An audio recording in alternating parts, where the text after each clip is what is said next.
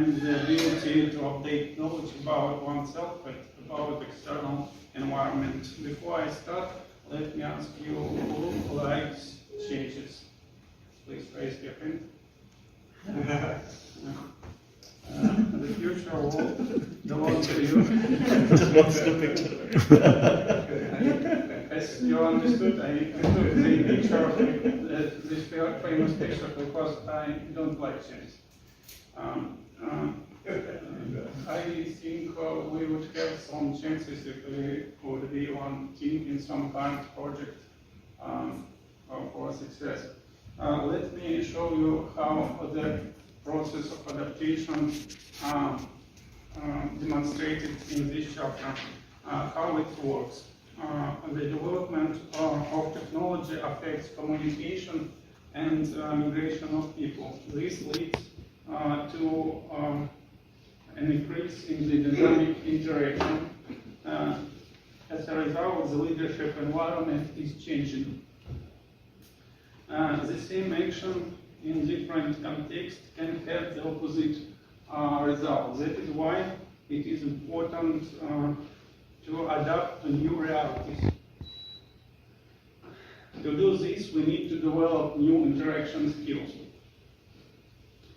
But the question immediately arises, what is to be guided in this process and what is permissible? In other words, how flexible can we be and in what issues? Changes entail the need to define the principles of leadership adaptation to new conditions. The author does this using the example of the ministry of Apostle Paul. Holy Scriptures present a revolutionary belief of the concept of servant leadership for that time. Even though during Roman Empire, being a servant means losing respect and autonomy, Paul calls himself a slave of Jesus. Paul acted under contradictory conditions. Being a Jew, he had to preach to the Gentiles and remain faithful to his principles. As an argument, the chapter uses only one passage from Paul's experience of adapting. This is 1 Corinthians 9 from 19 to 23. In this text, Paul declares that he was flexible, changed and adapted to the culture and society in which he was. Let's see what principle guided Paul in his cross-cultural practice.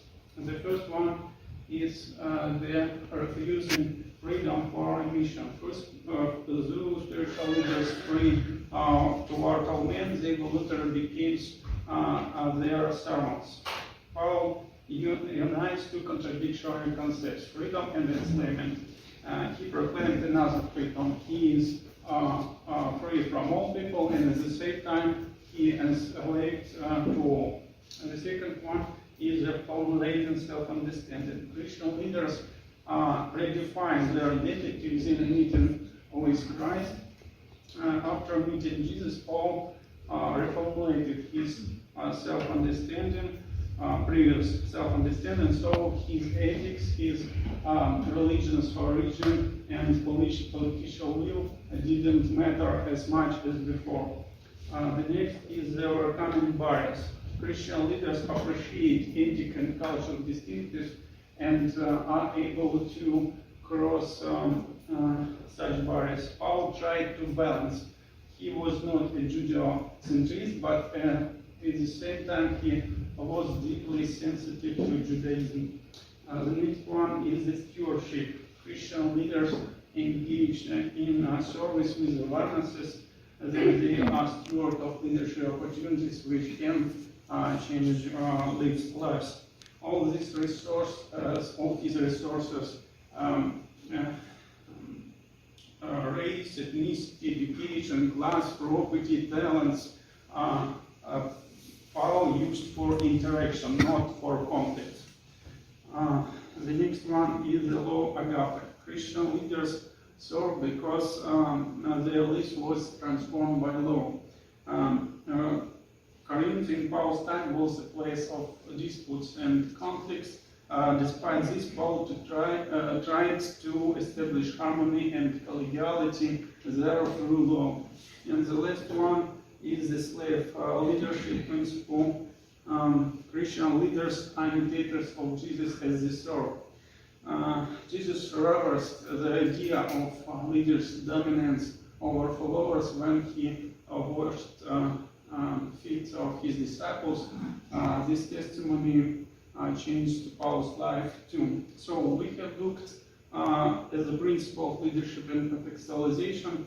You can apply it in your life like basis for flexibility, for developing the ability to adapt to highly dynamic environment. I'm very glad that I took this chapter because this principle and concept very important, very relevant now and important for future success.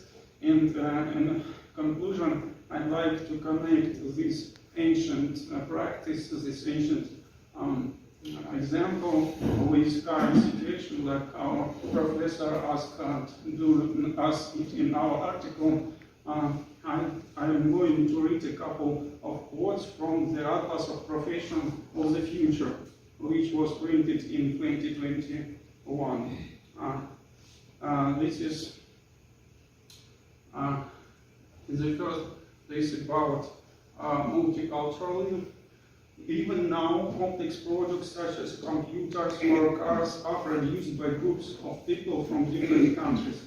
In the future, we will start working more and more often in international online teams. It will be important to understand the national and cultural context of the partner countries. In addition, it will be useful to know the specific of your industry in other countries. And second one is about updating knowledge. We used to think that it is more important to have the baggage of specific knowledge than to be able to acquire it. And it worked before when information was updated more slowly. And the knowledge got at the university could last for many years. And it worked before when the information was updated more slowly. But now the baggage of knowledge looks like a suitcase from which everything unnecessary is constantly thrown out, and new necessary tools are added to solve specific tasks. And the ability to reassemble the suitcase becomes critically important. So it's all what I want to say. Thank you for your attention. Next one.